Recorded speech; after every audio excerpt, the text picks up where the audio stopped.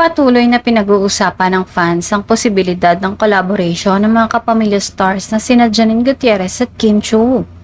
Ngunit sa aktual na sitwasyon sa showbiz, malinaw na walang anumang issue sa pagitan ng dalawa. Ayon sa mga nakakaalam sa galaw ng industriya, parehong open ang dalawang aktres sa pagtanggap ng mga proyekto kahit pa sila ay posibleng magsama sa iisang network events o future projects. Wala ring lumalabas na kumpirmadong tampuhan o alitan sa pagitan nila.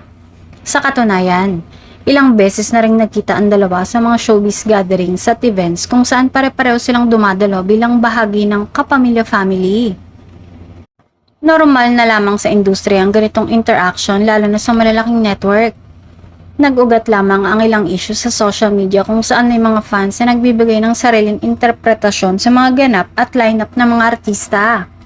Ngunit ayon sa obserbasyon, walang konkretong basehan ng mga intriga laban sa dalawang aktres. Mas nangingibabaw pa rin ang respeto ng bawat artista sa isa't isa lalo na't pareho silang may kanya-kanyang proyekto at career direction. Sa halip na tensyon, mas nakikita ang professional attitude ng dalawa sa industriya.